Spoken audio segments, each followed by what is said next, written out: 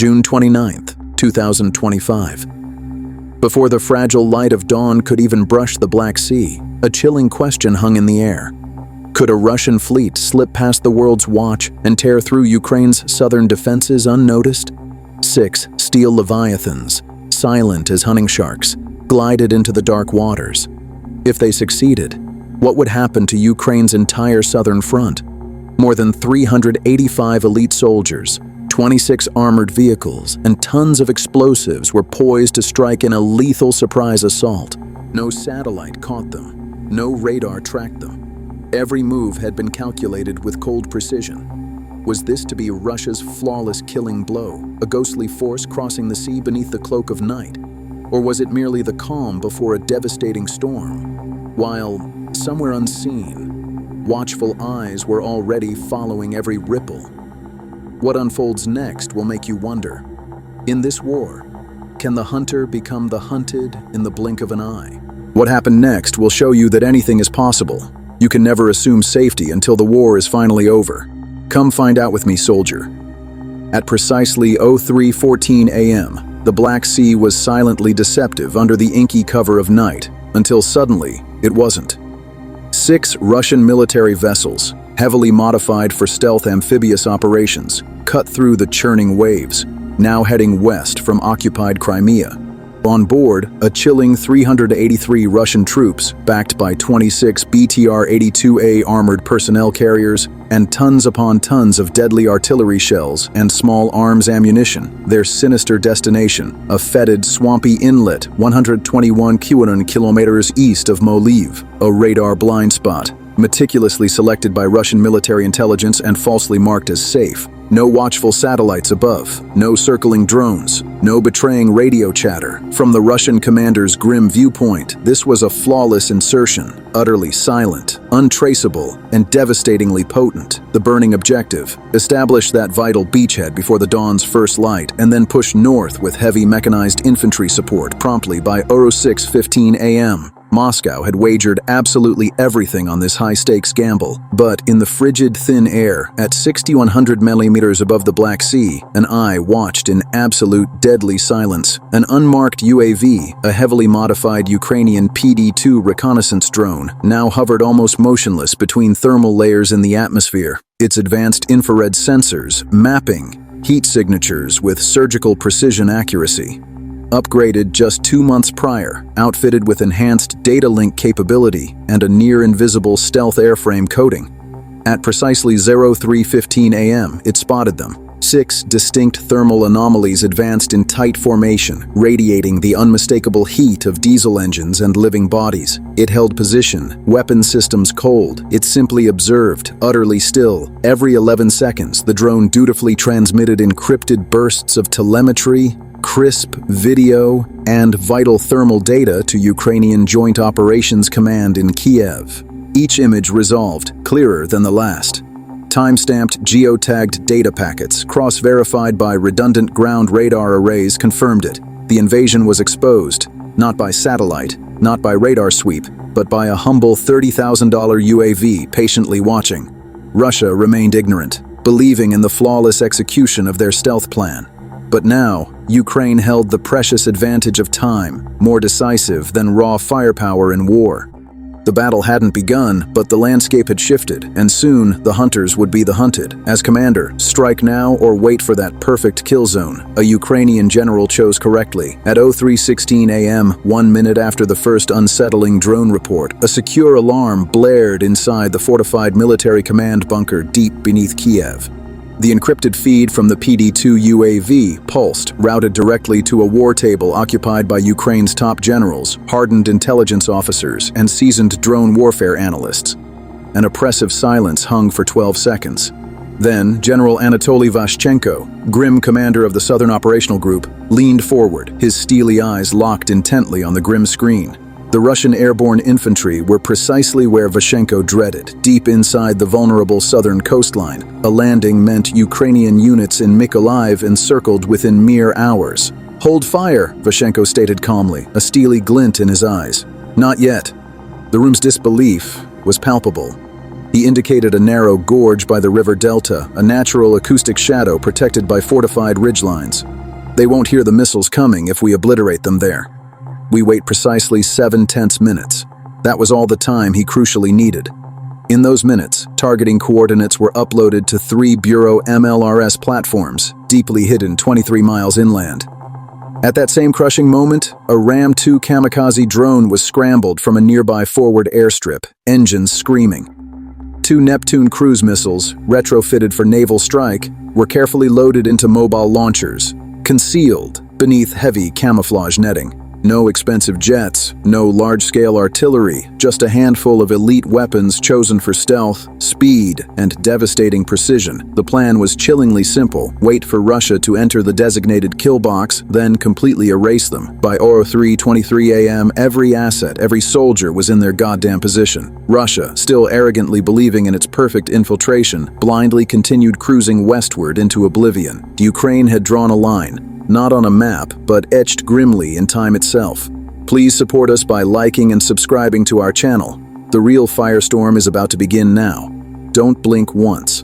At precisely 04:42 a.m., the lead elements of the Russian convoy aggressively entered the designated kill zone, a narrow inlet surrounded by steep, unforgiving banks and unexpectedly soft marshland, perfect for absorbing enemy radar signals, but also a natural acoustic trap. Inside this acoustic shadow, the relentless roar of engines echoed inward, yet nothing from the outside world could be heard. Unaware of the grim fate awaiting them, the 6 Russian ferries maintained their tight formation, each vessel spaced precisely 45 meters apart, to avoid a catastrophic mid-air collision. They were 125 kilometers from their designated landing point, but now just 15 seconds from absolute destruction. At 04:42:13 a.m., a solitary, grim command echoed from the Ukrainian war room. Execute. The initial brutal strike originated inland. 3 BRV MLRS launchers, concealed deep within a golden wheat field, unleashed a full, earth-shattering salvo of 80 Au-24 Tunid in 20 mm rockets for absolute saturation. Each rocket carried a high explosive fragmentation warhead, hungry to shred armor and incinerate enemy troops caught in the open air.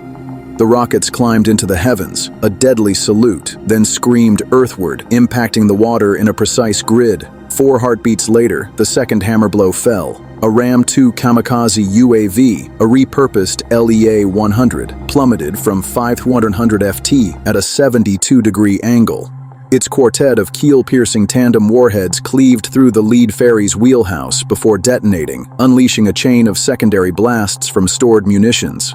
The shockwaves staggered the beleaguered vessels, but the fight was far from over. From a launch point 60 kilometers distant, 2 R-360 Neptune cruise missiles screamed across the water, skimming just 16 feet above sea level to evade prying eyes.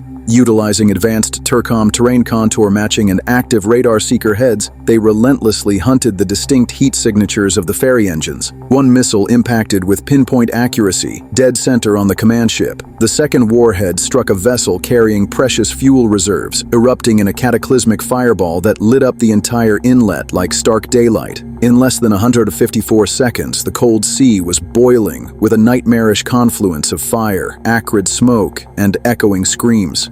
Desperate Russian soldiers instinctively jumped into the frigid water, only to be swallowed by razor-sharp shrapnel, unforgiving waves, or the fuel-fed inferno.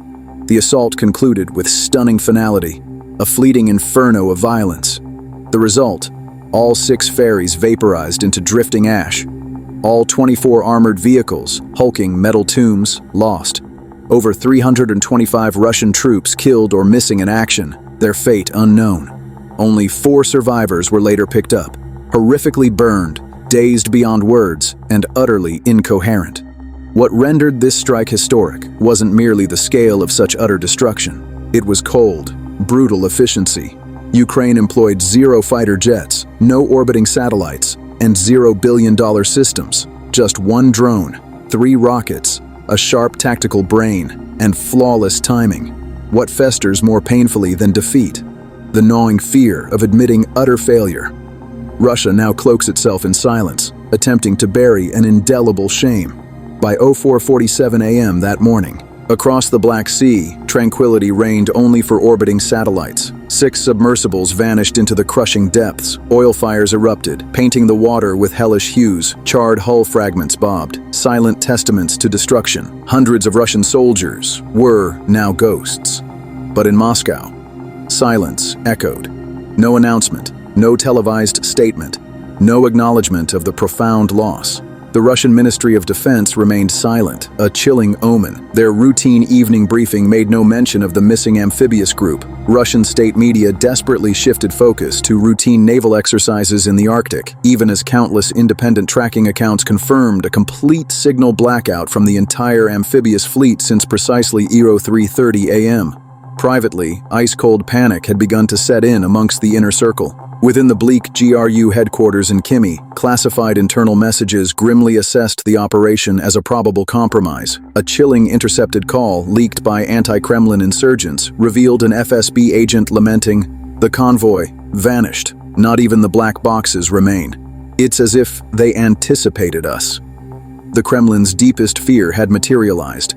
A complete tactical failure exposed not by advanced NATO satellites or sophisticated espionage, but by a low-cost Ukrainian drone and astute battlefield patience. Western analyst estimates painted a grim picture. Over $122 million in Russian hardware evaporated in under 3 brutal minutes. The Southern Command suffered a crippling blow, a mechanized detachment lost, critical for the Mykolaiv offensive. That loss bought Ukraine a precious 48-hour delay in Russia's northward push due to supply line collapse. Ukrainian officials, faces grim yet triumphant, made no effort to hide the devastating strike. At noon sharp, General Vashchenko materialized briefly before cameras, stating coldly, "When invaders come brazenly by sea, they should expect ultimately to drown." The tense world listened carefully. Pentagon analysts praised the complex operation as a textbook case in low-cost area, denial, warfare, doctrine. European media dubbed it the chilling bay of blinds. But what truly rattled seasoned Russian military thinkers wasn't merely the raw firepower itself. It was more than a mere recon breakthrough. It was a strategic revelation. Their supposedly impenetrable radar blind spot had been decoded, not simply neutralized by primitive jamming tactics. Ukraine had learned to see through the deceptive void. The PD-2 drone, employing advanced thermal layering and a calculated loitering altitude, had irrevocably outmaneuvered improved Russian counter-recon algorithms. Any future landing attempt using that compromised corridor was now an act of suicidal folly. And worse, the soldiers' bodies lay beyond reach, unrecoverable. Families would receive no coffins, only hollow silence. It was not just a tactical defeat, it was a psychological collapse, deep and lasting. And for the Kremlin, silence was no longer a shield, a protection. It was a stark confession, an admission of failure.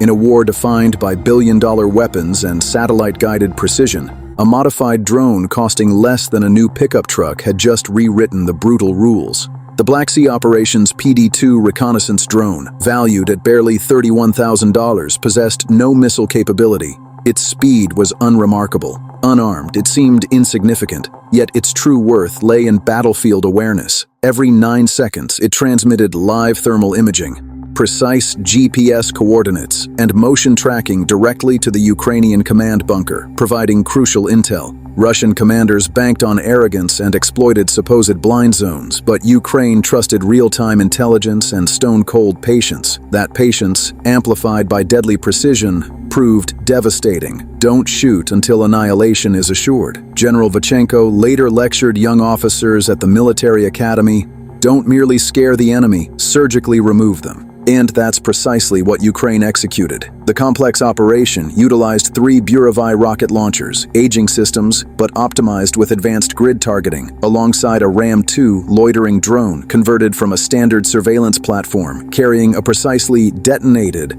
4.2-kilo tandem charge. 2 R-360 Neptune missiles, initially conceived to sink warships, were repurposed for surgical strikes against slower-moving watercraft. While individually unremarkable, their confluence, timed perfectly with actionable intel, proved devastating. This wasn't merely a battlefield victory, it was a thunderous declaration. Ukraine inflicts crippling damage absent foreign fighter jets or elite arsenals. Total ambush cost, rockets, drones, and surface-to-air missiles included, barely touched $2.1 million.